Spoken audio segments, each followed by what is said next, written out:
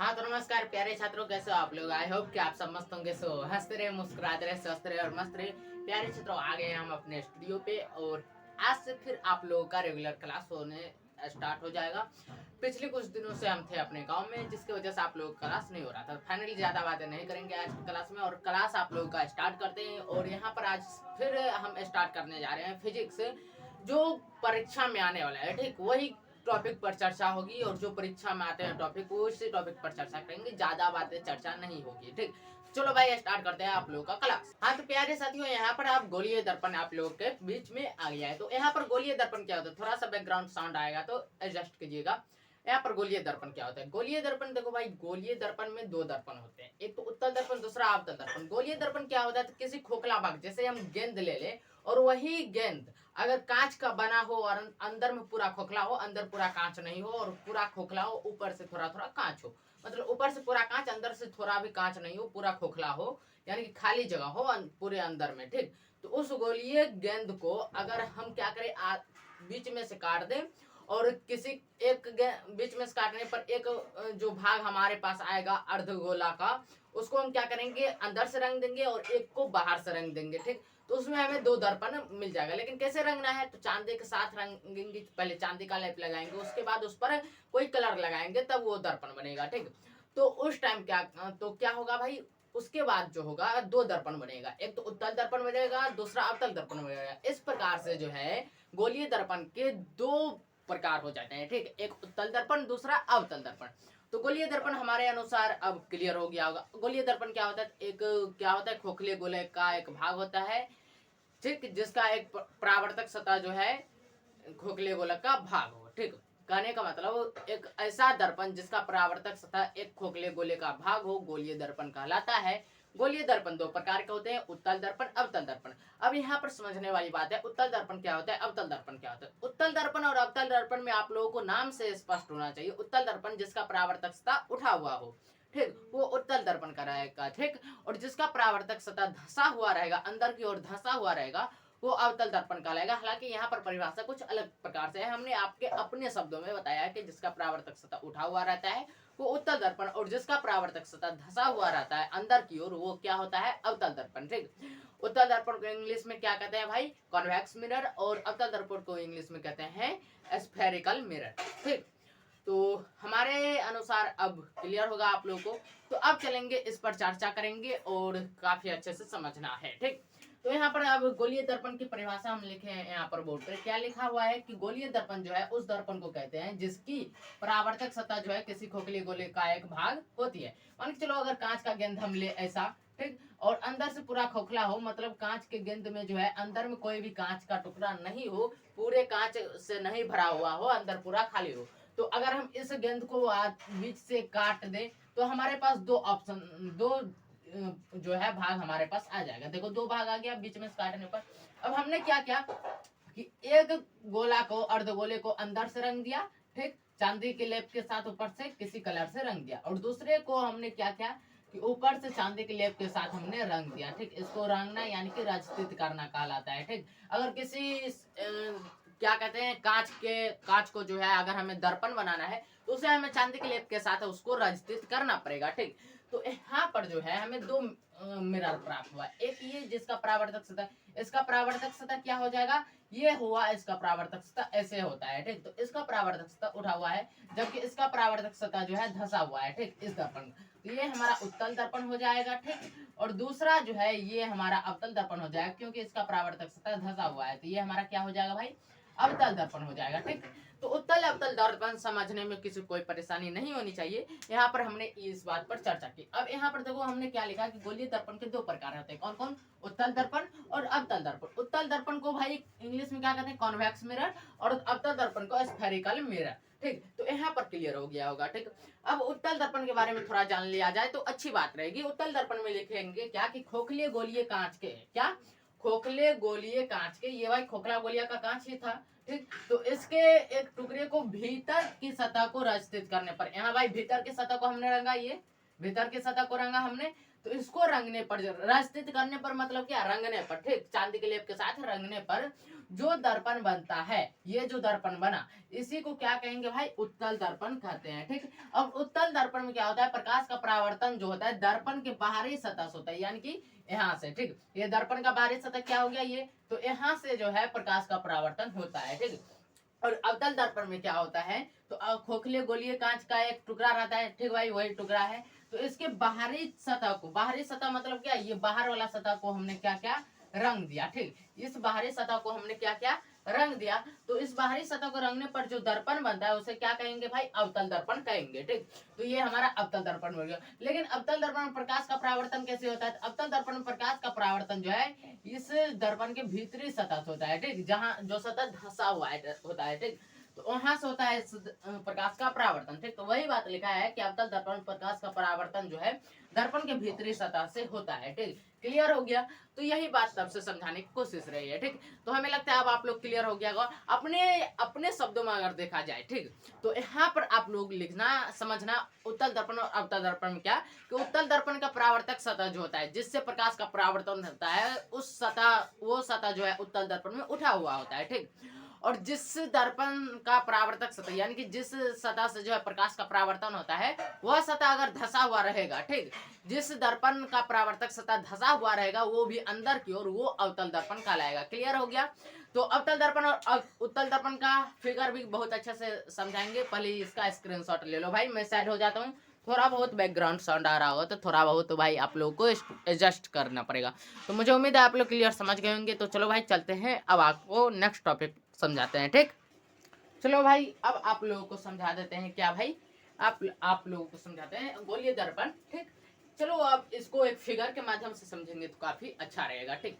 यहाँ पर देखो भाई, हमने एक गोलीय गोला बनाया, ठीक, ये एक खोखला गोला है, ठीक।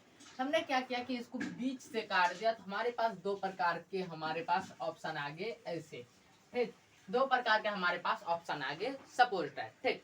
तो यहाँ पर हमारे पास दो प्रकार के ऑप्शन आ गए। इसमें हमने क्या किया कि एक को अंदर से रंग दिया, ठीक, चांदी के लेप के साथ एक अंदर, एक को क्या किया हमने अंदर से रंग दिया, ठीक।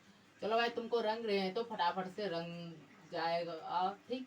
इसको हमने अंदर से रंग दिया और इसको हमने बाहर से, ठीक, इसको हमने क्या किया बाहर से रंग दिया। चलो भाई बाहर से रंग आ जाओ, और लो इसको हमने क्या किया बाहर से रंग दिया।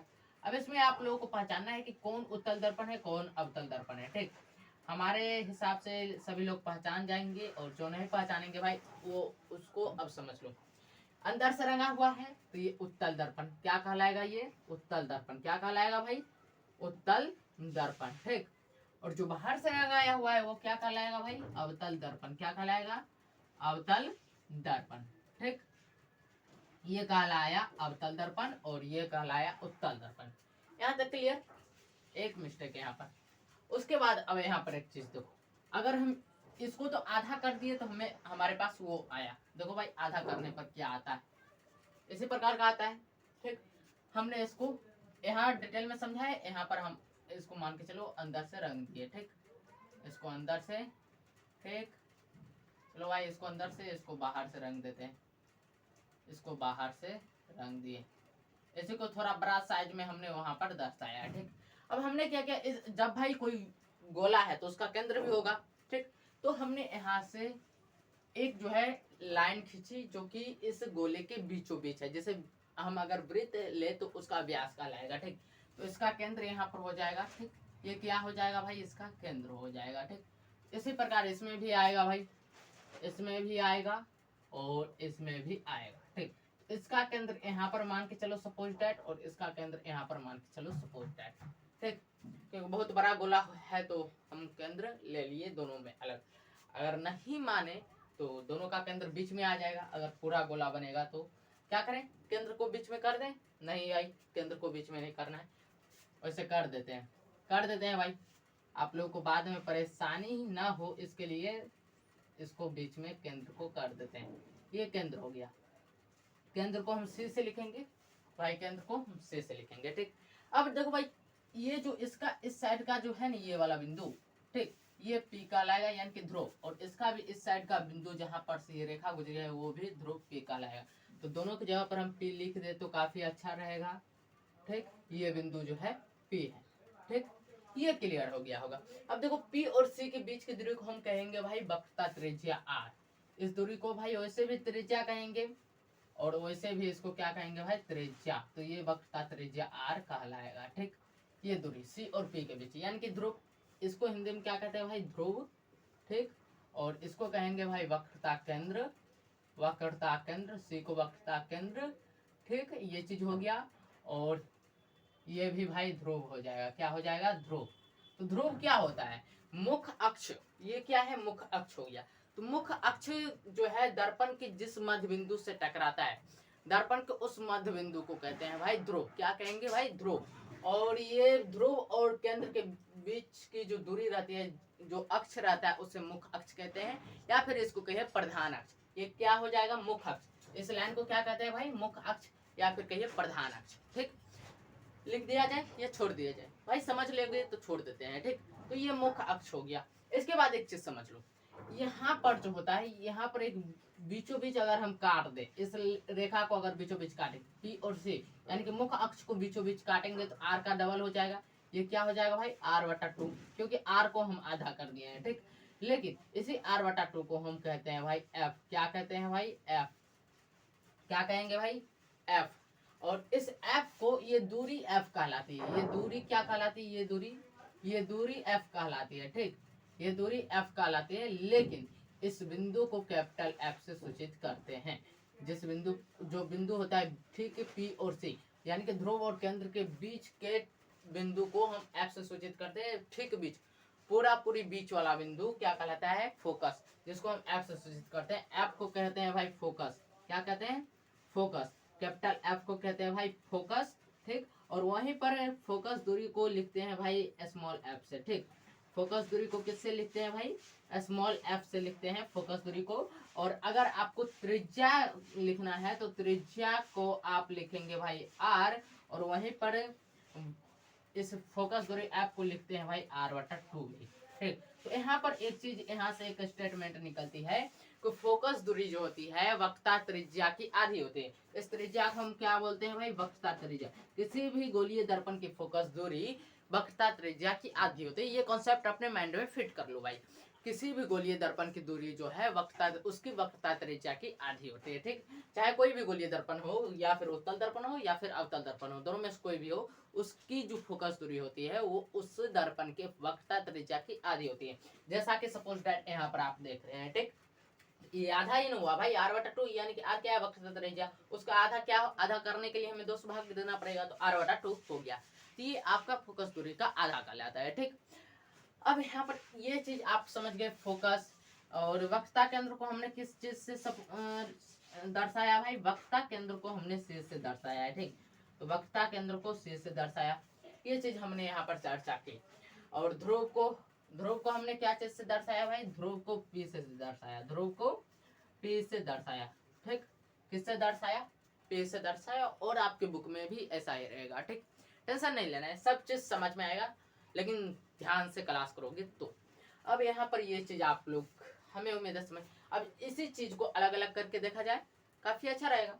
अलग अलग करके देखते हैं। यहाँ पर हमने एक दर्पण, सपोज दैट उत्तल दर्पण हमने बना लिया। ठीक, तो दर्पण बनाए तो इसको रचित भी करना पड़ेगा भाई, तो हमने इसको रचित भी कर लिया। ठीक, क्या किया? रचित भी कर लिया। यहाँ ध्रुव से हमने एक केंद्र की तरफ एक रेखा खींची। ठीक, ये केंद्र, वक्रता केंद्र C हो गया, ध्रुव यहाँ पर P हो गया। ठीक, इसके बाद जो है इसके ठीक बीच की दूरी पर हमने कट किया। ठीक, यानी कि फोकस, ये क्या हो गया? फोकस। और इसके बीच की दूरी को कहेंगे भाई स्मॉल f। फोकस और केंद्र के बीच की दूरी को फोकस दूरी कहते हैं। ठीक, और ये ध्रुव और केंद्र के बीच की दूरी को वक्रता त्रिज्या R कहते हैं। ठीक, ध्रुव और केंद्र के बीच की दूरी को वक्रता त्रिज्या R से सूचित किया जाता है। ठीक, इसके बाद आप लोगों को एक चीज बता दें कि अगर कोई वस्तु अनंत पर रहेगा तो उसका प्रतिबिंब, यहाँ पर सपोज दैट ये तो अवतल दर्पण नहीं है, उत्तल दर्पण है, तो अगर यहाँ पर अनंत पर कोई वस्तु है तो इसका प्रतिबिंब क्या है? यहाँ पर आएगा, यहाँ से टकरा करके यहाँ आ जाएगा। ठीक, या फिर कहिए सपोज दैट यहाँ से अगर टकरा रहा है तो इधर निकल गया। ठीक, तो ये जो है सपोज यहाँ पर आएगा आभासी प्रतिबिंब बनेगा फोकस पे। ठीक, कैसा प्रतिबिंब बनेगा भाई? आभासी प्रतिबिंब बनेगा फोकस पे। तो ये सब आगे पढ़ाएंगे जब हमें जो है F बराबर r/2 सिद्ध करना रहेगा, तब इस सब बात पर अत्यधिक चर्चा करेंगे ताकि आप लोगों को अच्छे से समझ में आ जाए। ठीक, तो यहाँ पर हम ये सब बातों को यहीं पर रहने देते हैं ताकि आप लोग कंफ्यूजन ना हो। जो चीज अभी बता रहे हैं वो चीज समझ में आ जाए। तो ध्रुव समझ में आ गया, P फोकस, F फोकस दूरी स्मॉल f, वक्रता केंद्र C और वक्रता त्रिज्या R, ये सब क्लियर हो गया भाई, समझ में आ गया। आपका उत्तल दर्पण में भी जो है फोकस दूरी जो होती है वक्रता त्रिज्या की आधी होती है। ठीक, तो F बराबर r/2 ये उत्तल दर्पण में भी होता है और अवतल दर्पण में भी होता है। आगे आपको इसको सिद्ध करना भी रहेगा, जैसा कि हम बता रहे हैं ये सिद्ध करना रहेगा। ये 2 नंबर में आपके एग्जाम में पूछा जाता है। ठीक, आपका एग्जाम जब होगा बोर्ड एग्जाम, तो उसमें ये क्वेश्चन 2 नंबर में पूछा जाएगा। बोलेगा दर्शाइए कि उत्तल दर्पण या फिर अवतल दर्पण में फोकस दूरी जो होती है उसके वक्रता त्रिज्या की आधी होती है। तब हमें यही सूत्र को जो है सत्यापित करना रहेगा। ठीक, और ये सूत्र कहें या फिर इसको संबंध कहें, आपकी मर्जी। हम तो भाई सूत्र भी बोलते हैं और संबंध भी बोलते हैं। इसका एक रिलेशन है। ठीक, ये क्या है? अपने रिलेशन में बंधा हुआ है। दूसरा एक चीज इसमें बता देते हैं, ये तो उत्तल दर्पण की बात हुई। ये कौन सा दर्पण है? जो दर्पण अभी हमने ये बनाया, ये कौन सा दर्पण है भाई? ये उत्तल दर्पण है। तो उत्तल दर्पण सभी को समझ में आ गया? बताओ फटाफट से भाई, ये कौन सा दर्पण है? उत्तल दर्पण है। इनकी मात्रा कम गई भाई, कोई बात नहीं। ये कौन सा दर्पण है? ये उत्तल दर्पण है। अब अवतल दर्पण की ओर हम चर्चा करेंगे। अवतल दर्पण कैसा बनाएंगे भाई? अवतल दर्पण भी हम इसी प्रकार से बनाएंगे, लेकिन एक चीज यहाँ पे एक चीज क्या करना पड़ेगा भाई हम लोगों को? एक चीज यहाँ पर जो है, ये तो अंदर की बात रही ना, ये अंदर की बात रही। अब बाहर की बात देखा जाए तो यहाँ पर हमने ऐसा हालांकि नहीं बनेगा। ठीक, ऐसा नहीं बनना चाहिए, वैसे तो हमने यहाँ पर बताया। ठीक, तो ये सही है। इसी का आभासी भी इधर बन सकता है। ठीक, तो आभासी जब बताएंगे उस टाइम अच्छा रहेगा। क्लियर? फिलहाल ये समझने के लिए आप लोगों को ऐसा हम बता रहे हैं। ठीक, ताकि आप लोग थोड़ा सा समझ जाए कि केंद्र क्या होता है, फोकस दूरी क्या होती है और फोकस क्या होता है, वक्रता त्रिज्या क्या होती है, ध्रुव क्या होता है। ये चीज के लिए हमने यहाँ पर चर्चा कर रहे हैं। ठीक, जब ये चीज आप समझ जाएंगे तो इस दर्पण को पढ़ना बहुत आसान है और बहुत अच्छे से समझ में आएगा, मजा आएगा भाई पढ़ने में। अब हम अवतल दर्पण की यहाँ पर चर्चा करेंगे। तो अवतल दर्पण में हम बाहर से रंजित करते हैं भाई, यानी कि बाहर से हम रंगते हैं। तो चलो भाई बाहर से रंग दिया जाए। ब्लू से हम भाई अवतल दर्पण बना रहे हैं, ध्यान दीजिएगा, ब्लू से हम अवतल दर्पण बना रहे हैं। और यहाँ पर भी भाई क्या होगा? वक्रता केंद्र होगा C। ठीक, वक्रता सॉरी ध्रुव होगा P। ठीक, उसके बाद बीच में फोकस होगा और फोकस और केंद्र के बीच की दूरी को भाई फोकस दूरी स्मॉल f से दर्शाएंगे। यहाँ भी सेम टू वही रीजन रहेगा। ठीक, और ध्रुव और केंद्र के बीच की दूरी को हम किससे लिखेंगे भाई? इसको बोलेंगे वक्रता त्रिज्या r। ध्रुव और केंद्र के बीच की दूरी को वक्रता त्रिज्या r बोलेंगे।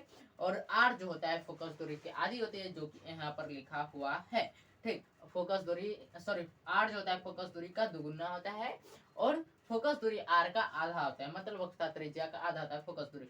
यहाँ पर इसका एक और रिलेशन आता है कि r इक्वल टू जो होता है 2f होता है। ठीक, r इक्वल टू 2f, तो ये भी आप लोगों को ध्यान में रखना है। r इक्वल टू 2f, यहाँ पर स्मॉल r भी देखने को कहीं कहीं मिलेगा और कैपिटल R भी आप लोगों को कहीं कहीं पर देखने को मिलेगा। तो इसमें टेंशन नहीं लेना है, ये चीज आप लोगों को क्लियर होना चाहिए।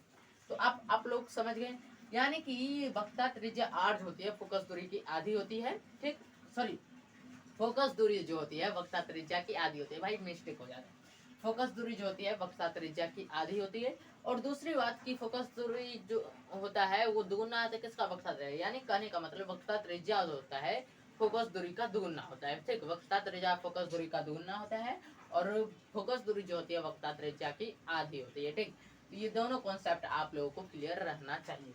ठीक, इसको भाई जब सिद्ध करेंगे उस टाइम इसको समझ लेंगे अच्छे से, कैसे आता है क्या होता है, तो उस टाइम अच्छे से क्लियर हो जाएगा। ठीक, फिलहाल हमारा जो कॉन्सेप्ट है यहाँ पर ये है कि ये फोकस दूरी क्या है, वक्रता त्रिज्या क्या है, ये वक्रता केंद्र क्या है और ध्रुव क्या है। तो ये सभी समझ गए भाई।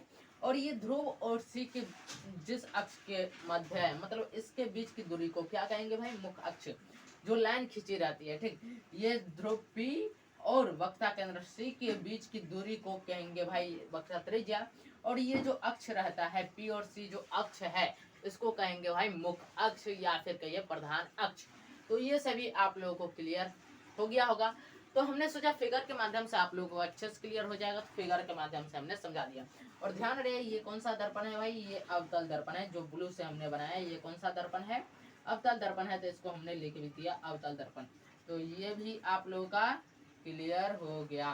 ठीक, वक्रता त्रिज्या है भाई, वक्रता त्रिज्या। वक्ता फिर से लिख देते हैं भाई ताकि आप लोग स्क्रीनशॉट ले लो। और नेक्स्ट टॉपिक पर हम चलेंगे, वक्ता त्रिज्या आर। इसको कैपिटल आर से भी लिखते हैं भाई, कंफ्यूज नहीं होना। ठीक, तो हमें लगता है आप लोग क्लियर समझ गएंगे फिगर के माध्यम से। उत्तल दर्पण, अवतल दर्पण और वक्ता त्रिज्या, वक्ता केंद्र, फोकस दूरी क्या होती है कि कहाँ पर कितना कट होता है, मतलब वक्ता त्रिज्या, फोकस दूरी आदि होती है, ये सभी चीजें आप लोग समझ गए होंगे। ठीक, तो अब मैं साइड हो जाता हूँ, आप लोग फटाफट से इसका स्क्रीनशॉट ले लो भाई।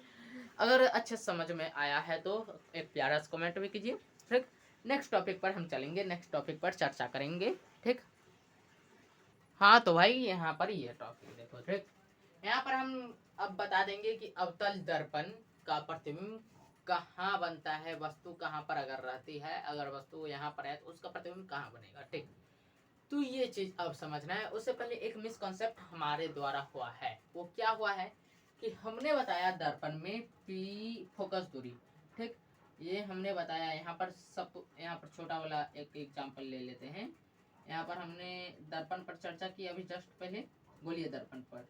तो यहाँ पर हमने पी बताया और यहाँ पर हमने सी बताया और यहाँ पर हमने एफ यानी कि फोकस बताया। तो यहाँ पर मिसकॉन्सेप्ट हमने ये बताया कि ये एफ और सी के बीच की दूरी को हम फोकस दूरी एफ कहते हैं, ये भाई गलत है।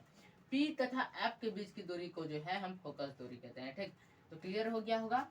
यहाँ जो हमने मिसकॉन्सेप्ट बताया वो गलत है, वैसे ये भी फोकस दूरी के बराबर होता है। ठीक, ये गलत नहीं कह सकते। तो भाई कहने का मतलब कि ये भी सही है। ठीक, पी और एफ के बीच की दूरी को भाई फोकस दूरी कहते हैं। ठीक, लेकिन एफ और सी के बीच की दूरी भी फोकस दूरी के बराबर होती है और दोनों मिलाकर क्या बनता है भाई, वक्ता त्रिज्या। तो ये कॉन्सेप्ट थोड़ा सा मिसकॉन्सेप्ट हो गया था कि हमने बोल दिया था एफ और सी के बीच की दूरी को फोकस दूरी कहते हैं। सो भाई मिसकॉन्सेप्ट।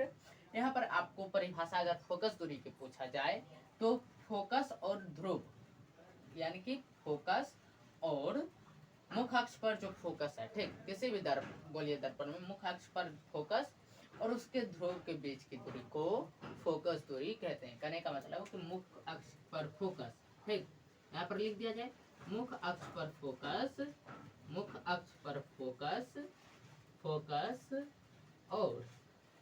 और उसके उसके ध्रुव के बीच की दूरी को, ध्रुव के बीच की दूरी को, बीच की दूरी को, बीच की दूरी को क्या कहेंगे भाई, फोकस दूरी कहेंगे। ठीक, फोकस दूरी कहते हैं, फोकस दूरी कहते हैं। कंसेप्ट क्लियर हो गया, थोड़ा सा मिसकंसेप्ट था तो क्लियर कर दिया। अब नेक्स्ट आपको क्या करना है सो समझो। नेक्स्ट आपका हमने यहाँ पर बताया है कि अवतल दर्पण प्रतिबिंब का बनाना, मतलब अवतल दर्पण प्रतिबिंब अगर वस्तु कहीं पर है तो उसका प्रतिबिंब कहाँ पर बनेगा, कैसा प्रतिबिंब बनेगा, प्रतिबिंब का आकार कैसा रहेगा, उस पर अब हम चर्चा करने वाले हैं। ठीक, तो यहाँ पर फर्स्ट देखो, वस्तु अगर अनंत पर रहेगा, ठीक, तो उसका प्रतिबिंब जो है वो कहाँ बनेगा, फोकस पर बनेगा। ठीक, ये अवतल दर्पण की कहानी चल रही है। वस्तु अगर अवतल दर्पण में वस्तु अनंत पर है तो उसकी फोकस दूरी जो, मतलब उसका प्रतिबिंब जो है फोकस दूरी, फोकस पर बनेगा और प्रतिबिंब का आकार बहुत छोटा होने वाला है। ठीक, और जैसा कि आप लोग जानते हैं प्रतिबिंब जो होगा वो वास्तविक तथा उल्टा होगा अवतल दर्पण में। ठीक, कैसा होगा, वास्तविक तथा उल्टा होगा। नेक्स्ट, यहीं पर अगर इसका उल्टा देखा जाए तो अगर फोकस दूरी पर मतलब फोकस पर अगर प्रतिबिंब रहेगा तो उसका प्रतिबिंब जो है अनंत पर रहेगा। कैसे, तो यहाँ पर फोकस एफ पर प्रतिबिंब रहेगा तो उसका सॉरी वस्तु रहेगा फोकस एफ पर, तो उसका प्रतिबिंब कहाँ बनने वाला है, अनंत पर। और यहाँ पर वस्तु छोटा था, ठीक, लेकिन यहाँ पर वस्तु का आकार, मतलब सॉरी प्रतिबिंब का आकार जो है बहुत बड़ा हो जाएगा। यहाँ पर प्रतिबिंब का आकार बहुत छोटा था, यहाँ प्रतिबिंब का आकार बहुत बड़ा हो जाएगा। प्रतिबिंब की प्रकृति वही रहने वाली है क्या भाई, कि प्रतिबिंब प्रकृति वास्तविक और उल्टा ही रहने वाला है। ठीक, नेक्स्ट आपका है कि सी से परे, मतलब केंद्र के बाहर जो रहेगा वस्तु, अगर वस्तु हम केंद्र से बाहर रखते हैं, केंद्र पर नहीं रहता है, केंद्र से हटके रहता है और ना ही केंद्र और ध्रुव के बीच रहता है, तो उस टाइम क्या होगा कि उसका प्रतिबिंब जो है फोकस तथा केंद्र के बीच बनेगा। ठीक, अगर वस्तु हम केंद्र से बाहर रखते हैं अवतल दर्पण में, तो उसका प्रतिबिंब जो है फोकस तथा केंद्र के बीच बनेगा और वस्तु का प्रतिबिंब का आकार जो है वो छोटा होगा। कैसा होगा प्रतिबिंब का आकार? वस्तु से छोटा होगा और वस्तु प्रतिबिंब की प्रकृति जो है वही रहने वाली है, वास्तविक तथा उल्टा। ठीक, नेक्स्ट आपका अगर वस्तु हम केंद्र पर रखते हैं तो उसका प्रतिबिंब भी हमारा क्या बनेगा? केंद्र पर बनेगा और प्रतिबिंब का आकार जो है वस्तु के आकार के बराबर रहेगा। और नेक्स्ट बात, प्रतिबिंब की प्रकृति की बात की जाए तो प्रतिबिंब की प्रकृति भाई वही रहने वाली है, वास्तविक तथा उल्टा। ठीक, केंद्र पर अगर वस्तु है तो। उसके बाद अगर केंद्र तथा फोकस के बीच हम वस्तु को रखते हैं तो उसका प्रतिबिंब हमें बनेगा केंद्र के बाहर। कहाँ बनेगा? केंद्र के बाहर। अगर वस्तु को हम केंद्र तथा फोकस के बीच रखते हैं तो उसका प्रतिबिंब हमारा बनेगा केंद्र के बाहर। और वस्तु का आकार कैसा होगा भाई? बड़ा होगा। वस्तु का आकार बड़ा होगा और प्रतिबिंब वास्तविक तथा उल्टा होगा। कैसा होगा? प्रतिबिंब वास्तविक तथा उल्टा होगा। नेक्स्ट, अगर आप ध्रुव तथा फोकस के बीच, यानी कि ध्रुव तथा फोकस के बीच अगर रखते हैं, ये तो भाई उत्तल दर्पण है। अवतल दर्पण ध्रुव P तथा फोकस F के बीच अगर आप रखते हैं वस्तु को, तो उसका प्रतिबिंब भाई दर्पण के पीछे बनने वाला है अवतल दर्पण में। ठीक, और वस्तु का आकार भाई बड़ा होगा, लेकिन प्रतिबिंब का आकार बड़ा होगा, लेकिन यहाँ पर प्रतिबिंब की प्रकृति जो होगी वो आभासी तथा सीधा होगा। यहाँ पर उल्टा हो गया भाई, ऑल राउंड यहाँ उल्टा।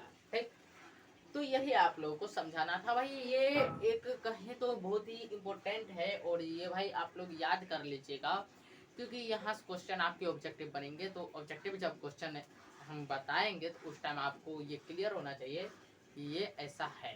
ठीक, तब तो भाई ऑब्जेक्टिव क्वेश्चन समझ में आएगा, नहीं तो नहीं आएगा। सिंपल सा है। तो फाइनली आप लोग इसका स्क्रीनशॉट ले सकते हैं। मैं साइड हो जाता हूँ और आप लोग इसका स्क्रीनशॉट ले लो, बहुत ही इंपॉर्टेंट है भाई, ले लो स्क्रीनशॉट।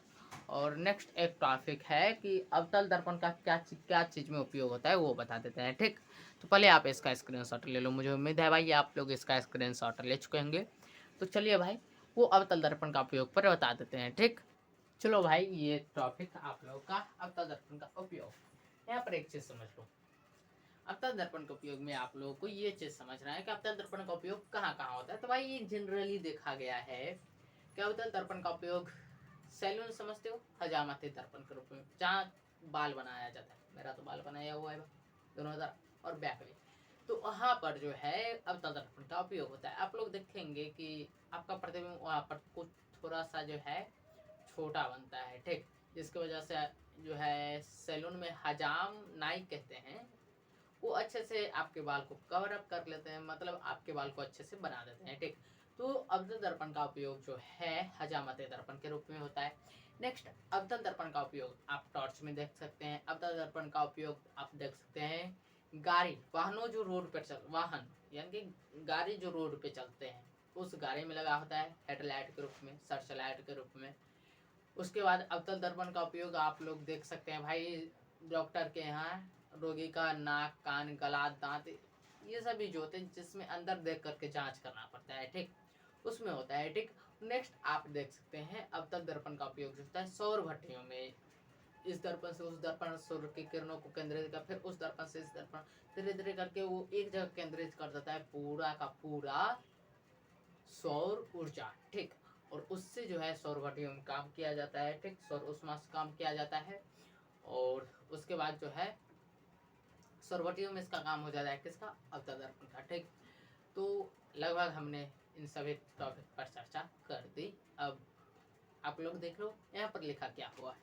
यहाँ पर लिखे हैं कि अवतल दर्पण का उपयोग जो है हजामती दर्पण के रूप में, ठीक, सैलून में, ठीक, टॉर्च में किया जाता है, वाहनों की हेडलाइटों में भी किया जाता है, रोगियों के नाक, कान, गले, दांत इत्यादि के रूप में जो है जांच के लिए किया जाता है, तथा सौर भट्टियों में सूर्य से आती उष्मा ऊर्जा को जो है एक छोटी सी जगह केंद्रित करने के लिए भी किया जाता है। ठीक, क्लियर है। नेक्स्ट आपका टॉपिक रहेगा उत्तल दर्पण में वस्तु का बनना। कहाँ कहाँ पर उत्तल दर्पण वस्तु का प्रतिबिंब बनता है, वस्तु के प्रतिबिंब का बनना, ये नेक्स्ट टॉपिक है। तो नेक्स्ट क्लास में करेंगे, अच्छी बात रहेगी। फाइनली आज के लिए यहीं तक रहने देते हैं और आप लोग फटाफट से इसका स्क्रीनशॉट ले लो। मैं साइड हो गया हूँ भाई और मुझे उम्मीद है भाई आप लोग इसका स्क्रीनशॉट ले चुके होंगे। ठीक, तो सामने आ जाते हैं भाई। यहाँ तक भाई क्लास किए हो तो आप लोगों से बस एक छोटी सी रिक्वेस्ट है कि यहाँ तक आप लोग क्लास किए हो तो आप लोग इस चैनल को सब्सक्राइब जरूर कीजिएगा।